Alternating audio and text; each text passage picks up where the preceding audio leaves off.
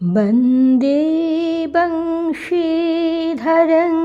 कृष्णं स्मयमानमुखाम्बुजं पीताम्बरधरं नीलं माल्यचन्दनभूषितं राधाचित्तचक्रेन्दुं सौन्दर्यसुमहोदधिं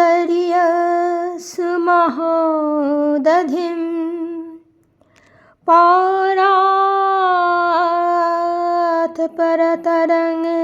देवं ब्रह्मानन्दकृपानिधिम् ॐ श्रीनारदोद्धवादिपार्षद गोपगोपीगण श्रीराधासमेत श्रीकृष्ण परमात्मने नमः। খাণ্ডবদাহের পর কৃষ্ণ, অর্জুন ও ময়দানব তিনজনে রমণীয় নদীকূলে গিয়ে উপবেশন করলেন। তখন যেহেতু অর্জুন ময়দানবকে কৃষ্ণের ক্রোধ ও অগ্নির দহন থেকে রক্ষা করেছিলেন, তাই তিনি কৃতাঞ্জলি হয়ে অর্জুনের প্রত্যুপকার করতে চাইলেন। তিনি বললেন, আমি দানবদের বিশ্বকর্মা এবং মহাশিল্পী। আপনার জন্য কিছু করে আপনাকে তুষ্ট করতে চাই। অর্জুন কৃতজ্ঞ ময়দানবকে কৃষ্ণের জন্য কিছু করতে বললেন। কৃষ্ণ তখন ময়দানবকে শিল্পী শ্রেষ্ঠ বলে সম্মানিত করে ধর্মরাজ যুধিষ্ঠিরের জন্য মানুষের দ্বারা অননুকরণীয় একটি সভা নির্মাণ করে দিতে বললেন। চোদয়ামাস তং কৃষ্ণঃ সভা বৈ ক্রিয়তামিতি ধর্মরাজস্য দৈতেয়ং ইয়াদৃশিমিহ মন্যসে। ভাবিকালে যুধিষ্ঠিরের দ্বারা অনুষ্ঠেয় রাজসূয় যজ্ঞের জন্য উপযুক্ত এবং দুর্যোধনের ঈর্ষাবহ্নি জ্বালিয়ে তোলার ইন্ধনস্বরূপ সভার ব্যবস্থাটি করে ফেললেন ক্রান্তদর্শী ভগবান কৃষ্ণ। ভাগবত পুরাণে বলা হয়েছে, ময়দানব আশ্চর্য সেই সভা অর্জুনকেই উপহার দিয়েছিলেন। ভাগবতে এইটুকুই বলা হয়েছে যে অর্জুনকে প্রদত্ত সেই সভায় দুর্যোধনের জলে স্থলভ্রম এবং স্থলে জলভ্রম হয়েছিল। ময়শ্চ মোচিত বহ্নে সভাং সাক্ষ্য উপাহরত যস্মিন দুর্যোধনস্যাসিদ জলস্থল দৃশিভ্রমঃ। বহুদিন ইন্দ্রপ্রস্থে কাটানোর পর শ্রীকৃষ্ণ পিতার কাছে যেতে ইচ্ছুক হলেন। তিনি পিসি কুন্তিকে প্রণাম করে স্নেহের ভগ্নী সুভদ্রা এবং দ্রৌপদীর কাছ থেকে বিদায় নিলেন।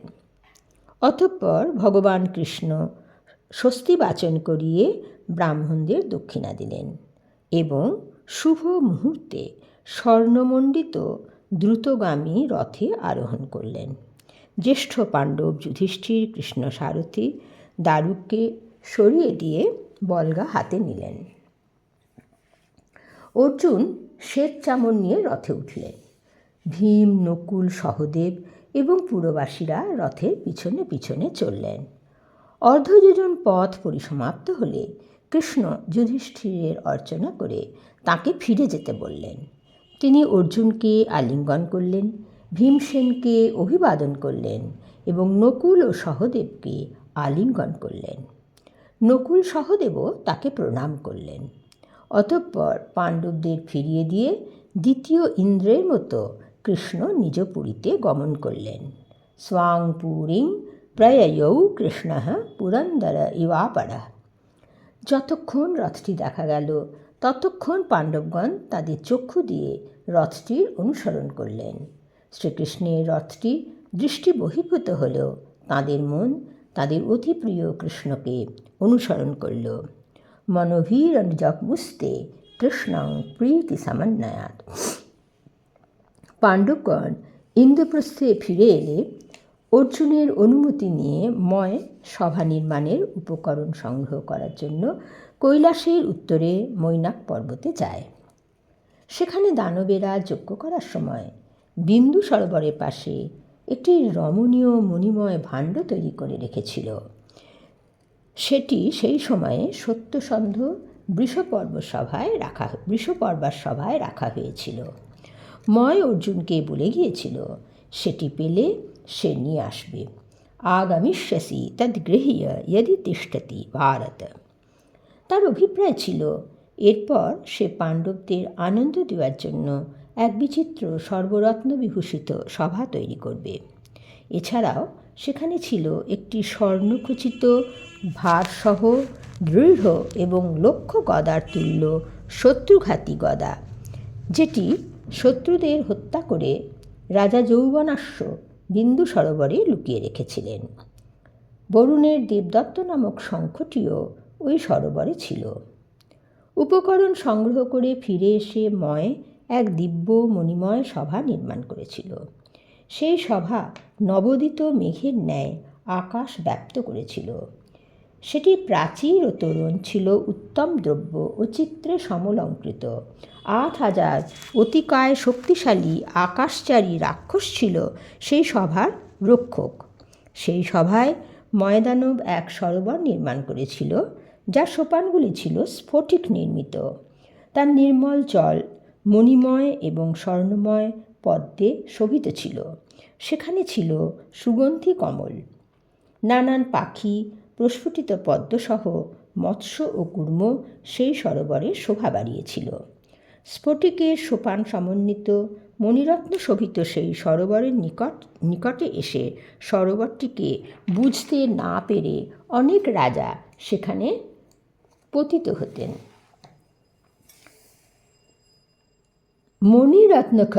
মণিরত্নচিতাং তাং তু কেচিৎ অব্যক্ত পার্থিবা দৃष्ट्वापि नाभ्যজানন্ত তে জ্ঞানাৎ প্রপতন্ত্যুত। ময়দানব 14 মাসে সভা নির্মাণ সম্পন্ন করেন।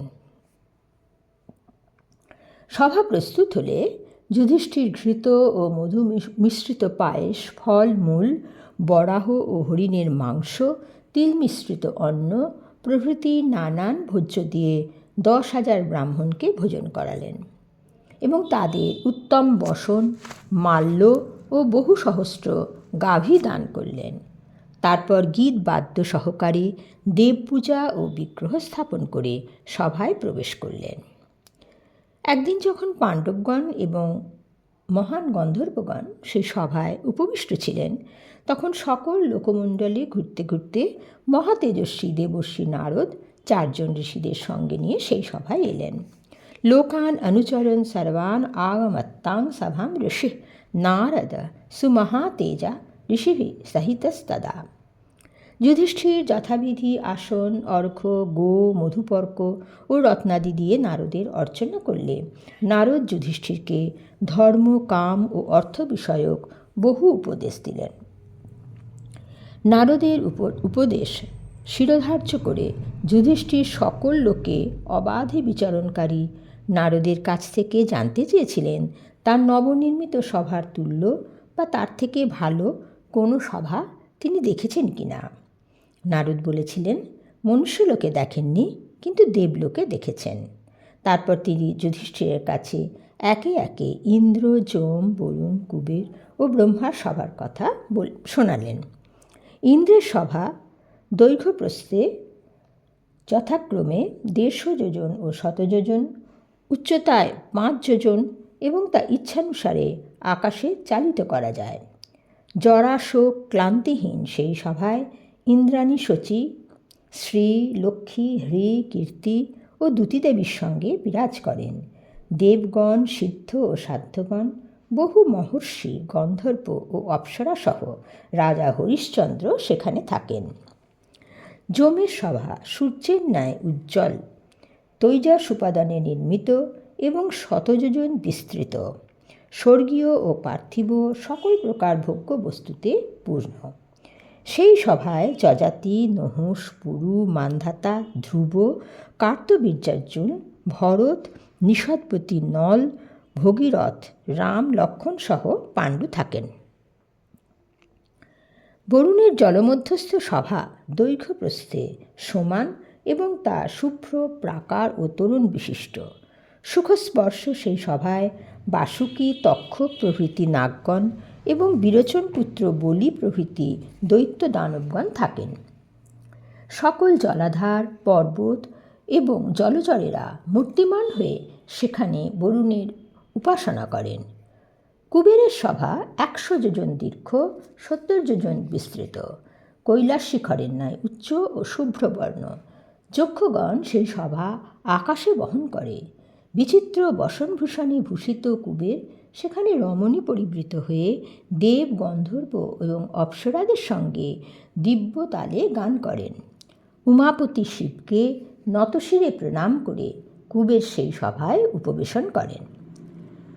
দেবর্ষি নারদ সূর্যের আদেশে সহস্র বৎসরব্যাপী ব্রহ্মব্রত অনুষ্ঠান করে সূর্যের সঙ্গে ব্রহ্মার সভায় গিয়েছিলেন। সেই সভার বর্ণনা দিতে গিয়ে নারদ বললেন, ব্রহ্মসভা অবর্ণনীয়, তার রূপ মুহূর্তে মুহূর্তে পরিবর্তিত হয়, সেখানে ক্ষুৎপিপাসা নেই। সেই সভার প্রভা সূর্যকে অতিক্রম করে। সেখানে দক্ষ, প্রচেতা, কশ্যপ, বশিষ্ঠ, দুর্বাসা, সনৎকুমার, অসিত, দেবল প্রভৃতি মহাত্মা, আদিত্য, বসু, রুদ্র প্রভৃতি গণদেবতা এবং শরীরী ও অশরীরী পিতৃগণ ব্রহ্মার উপাসনা করেন। যুধিষ্ঠির জানতে চাইলেন, হে মহামুনি, রাজর্ষি হরিশ্চন্দ্র কোন কর্মের ফলে ইন্দ্রসভায় গেলেন? যমের সভায় আমার পিতা পাণ্ডুকে আপনি দেখেছেন।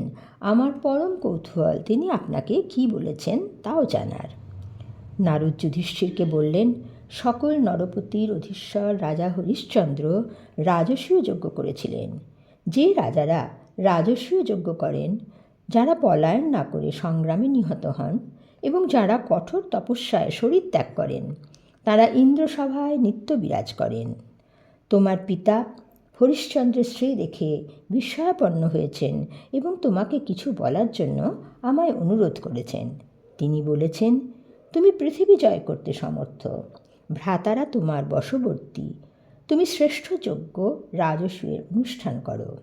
নারদ বললেন, হে পুরুষ ব্যাঘ্র যুধিষ্ঠির, তুমি পিতার সংকল্প পূর্ণ করো। এই যজ্ঞ করলে তুমিও পূর্বপুরুষদের সঙ্গে ইন্দ্রসভায় যেতে সমর্থ হবে। বস্তুত যুধিষ্ঠিরকে রাজসূয় যজ্ঞে প্রবৃত্ত করার গূঢ় উদ্দেশ্য নিয়ে নারদ যুধিষ্ঠিরের সভায় এসেছিলেন। যুধিষ্ঠিরকে রাজসূয় যজ্ঞের উপদেশ দান করে নারদ সঙ্গী ঋষিদের নিয়ে দ্বারকার অভিমুখে যাত্রা করলেন, ভগবান কৃষ্ণের সঙ্গে সাক্ষাৎকারের মানসে। শ্রীকৃষ্ণেরই সুদূর প্রসারী ভাবনা দেবর্ষি নারদের যুধিষ্ঠিরের প্রতি রাজসূয় যজ্ঞের উপদেশের মধ্য দিয়ে প্রকটিত হল। আসুন আমরা এখন ভগবান শ্রীকৃষ্ণের নাম সংকীর্তন করি। হরে কৃষ্ণ কৃষ্ণ কৃষ্ণ হরে হরে, হরে রাম রাম রাম হরে হরে, হরে কৃষ্ণ কৃষ্ণ কৃষ্ণ হরে হরে, হরে রাম রাম রাম হরে হরে, হরে কৃষ্ণ কৃষ্ণ কৃষ্ণ হরে হরে, হরে রাম রাম রাম হরে হরে।